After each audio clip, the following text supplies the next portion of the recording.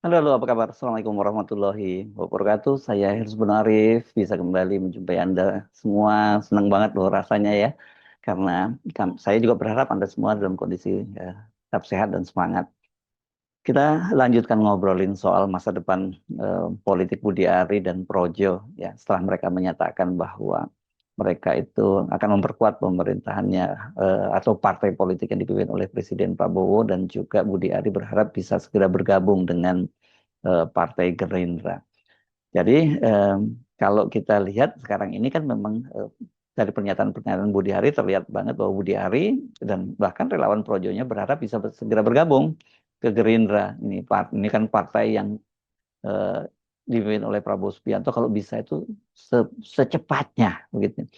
Begitu kira-kira harapan yang disampaikan Budi Ari beberapa hari lalu dalam Kongres ketiga Projo. Dia bahkan mengklaimkan langkah itu dilakukan atas ajakan langsung dari Presiden Prabowo. Tapi kita melihat sinyal yang datang justru ini tidak menggembirakan. Presiden Prabowo kan diundang untuk hadir, dan seperti dikatakan oleh Sufmi Dasko Ahmad, undangan itu sudah diterima dan diharapkan pada waktu itu menutup Kongres ketiga Projo yang berlangsung di Hotel Grand Sahid Jakarta. Tapi Presiden Prabowo ternyata tidak datang.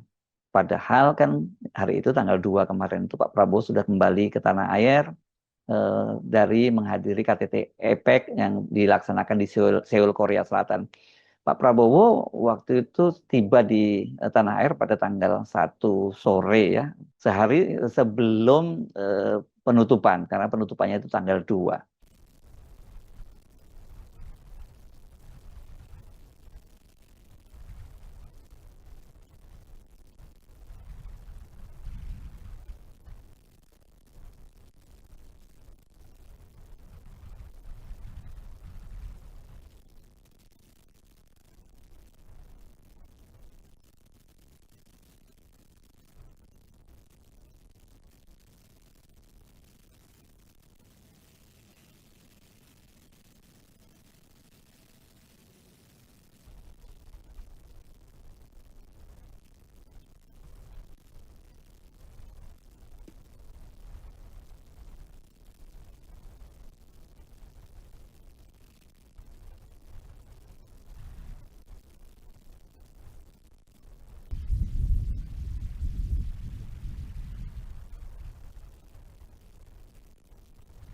Nah, yang sangat menarik ketika Prabowo itu berbicara di APEC, rupanya dia berbicara sangat lantang tentang kerugian besar akibat praktik judi di online.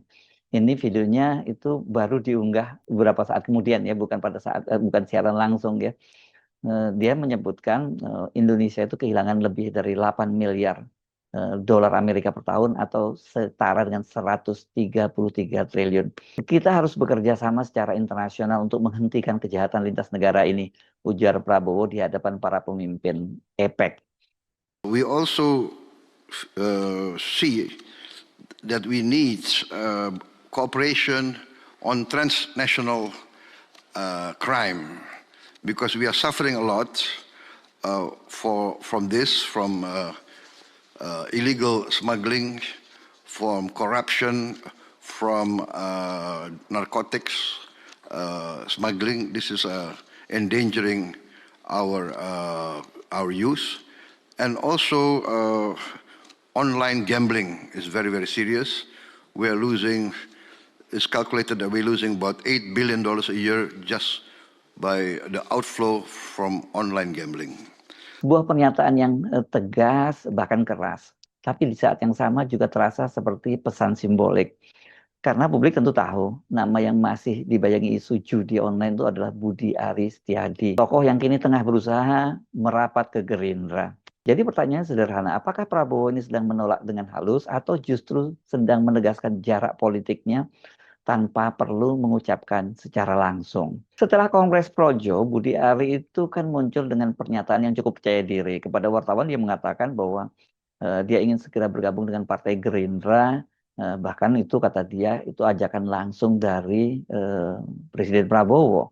Pernyataan Budi Ari yang sangat pede itu bahwa dia diajak langsung oleh Presiden itu kan jadi sorotan ya. Karena kalau benar artinya ada sinyal politik besar bahwa Prabowo itu membuka pintu bagi loyalis Jokowi.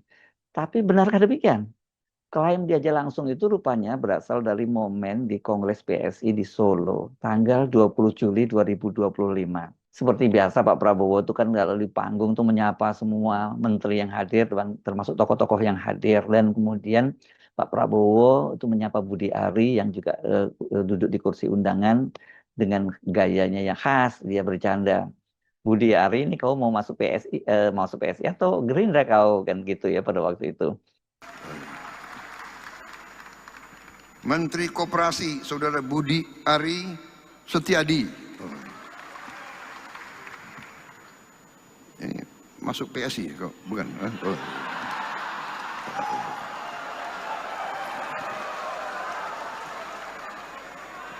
PSI itu Gerindra kok.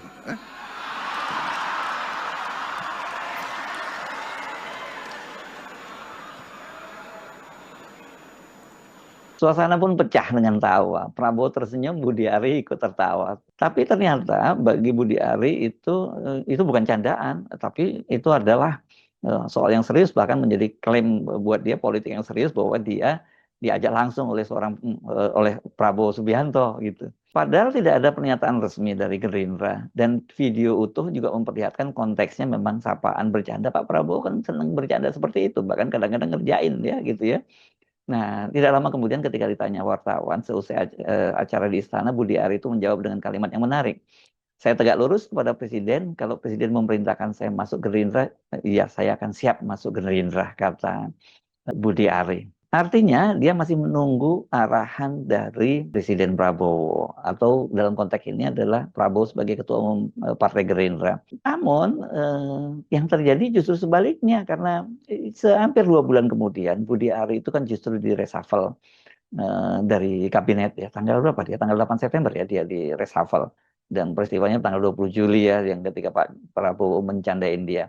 Dan sekarang posisinya dari Budi Ari itu dari seorang menteri dan ketua relawan utama, dia berubah menjadi politisi, tapi belum juga bisa disebut politisi ya, karena kalau politisi dia mantan politisi, karena dia pernah menjadi kader PDIP.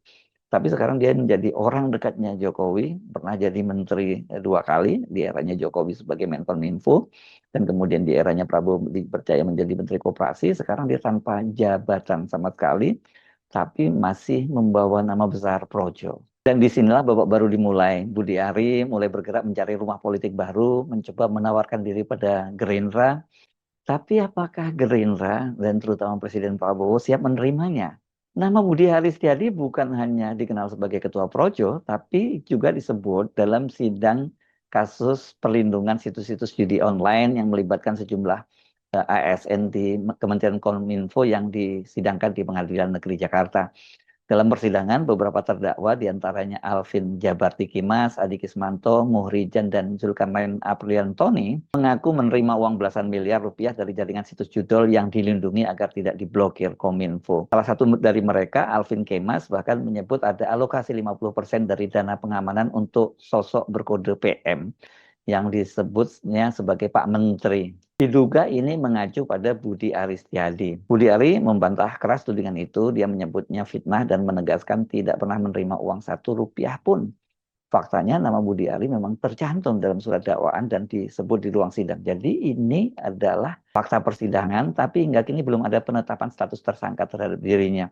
Sementara para terdakwa itu sudah dijatuhi vonis. Orang dekatnya Budi Ari, Zulkarnain Apriliantoni, divonis 7 tahun penjara, Adi Kismanto, Alvin Kemas, dan Murijan masing-masing divonis 5 tahun 6 bulan penjara. Hakim dalam putusannya menyebut masih ada pihak lain yang disebut namun belum diperiksa.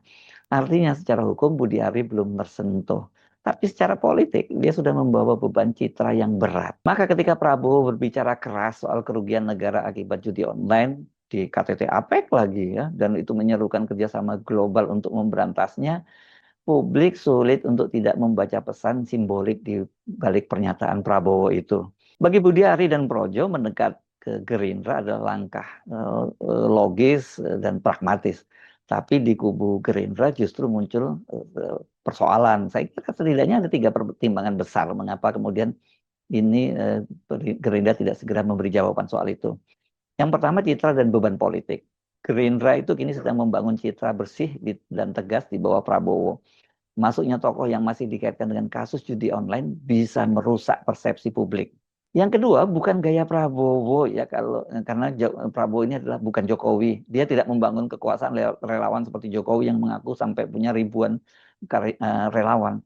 Tapi dia lewat kader partai dan organisasi sayapnya sendiri.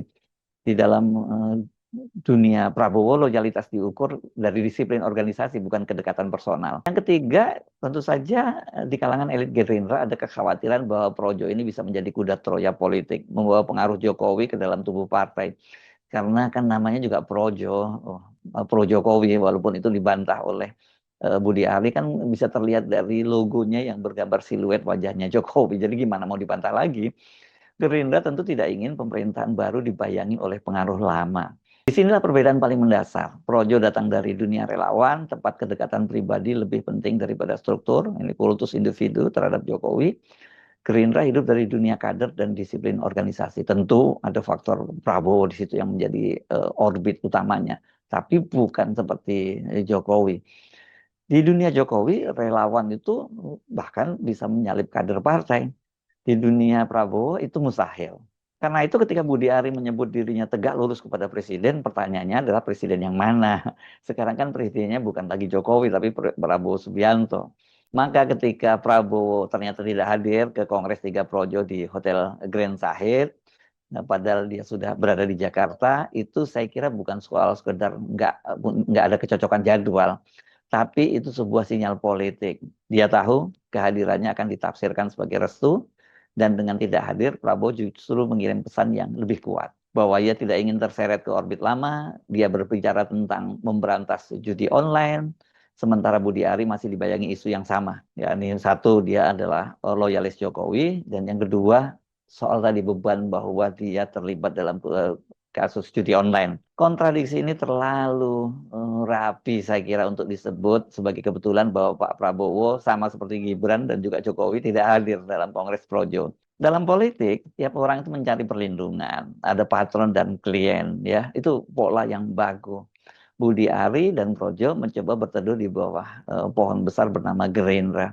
Tapi Prabowo sedang memangkas dahan-dahan lama agar cahaya baru bisa masuk. Dia tidak menolak secara frontal, tapi juga tidak membuka pintu sepenuhnya. Karena Prabowo tahu setiap pelukan politik itu bisa juga menjadi jebakan. Dia ingin membangun pemerintahan yang tampil bersih dan tegas, lepas dari bayang-bayang masa lalu. Dan di tengah upaya itu, Budi Ari mungkin bukan lagi aset, itu melainkan dia akan menjadi beban.